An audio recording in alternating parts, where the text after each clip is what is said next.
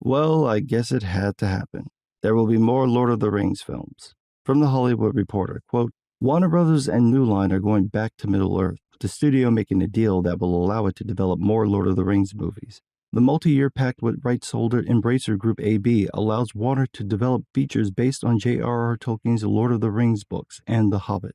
Embracer Group, the Swedish gaming company, acquired the rights to produce Lord of the Rings films, games, merchandise, theme park attractions, and live productions when it purchased rights holder Middle-earth Enterprises last year from the Saul Zaentz company.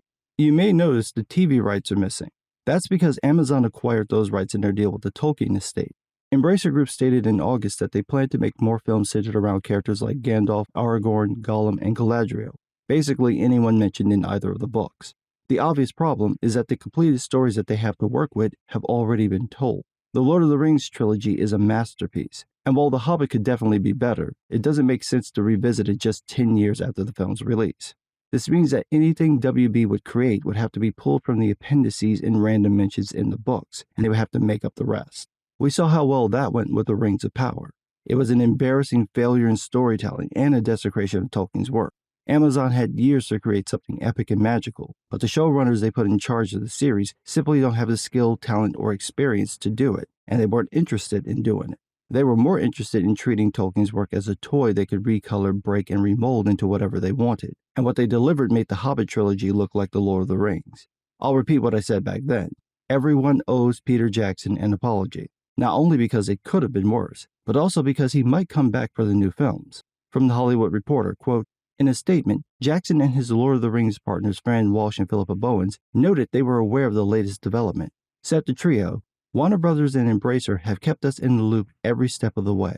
We look forward to speaking with them further to hear their vision for the franchise moving forward. Jackson previously noted that Amazon had asked him to be involved in the Lord of the Rings TV show, but then did not follow up. Now, I know a lot of Tolkien fans don't like the Jackson films. However, one thing can be said for certain. Those three are hardcore fans. I mean, yes, they did give us Tauriel, but they did follow the plot of The Hobbit. I may not like everything they added in, but they didn't cut out anything important or fundamentally change the characters to the point it broke the story. Where they made massive changes in The Hobbit and The Lord of the Rings, and the changes worked, you can understand from a storytelling perspective why those changes were made, such as Gandalf trying to avoid Moria, or the elves at Helm's Deep, or everything about Boromir.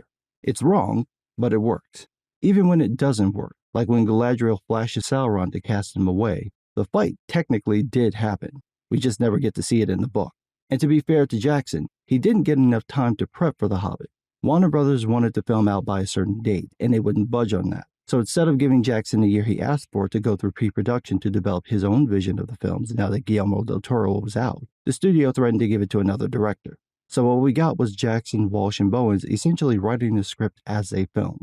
That resulted in things they would have reworked, like Tauriel, or scenes that were just action set pieces that didn't move the plot, like most of the dwarf fights, being left in instead of being cut out.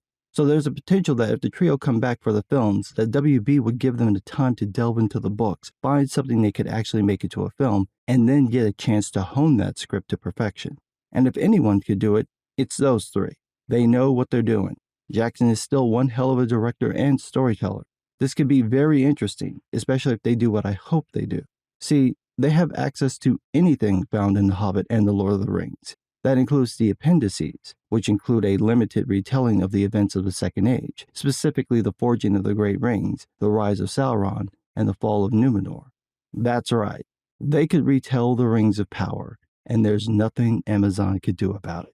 Jackson's got the skill and talent and Weta at his disposal, meaning he could hire Cate Blanchett to reprise her role as Galadriel and just digitally de-age her. Same with Hugo Weaving as Elrond. They could have Sir Ian McKellen come back as Gandalf and make a digital double for him and just use his voice.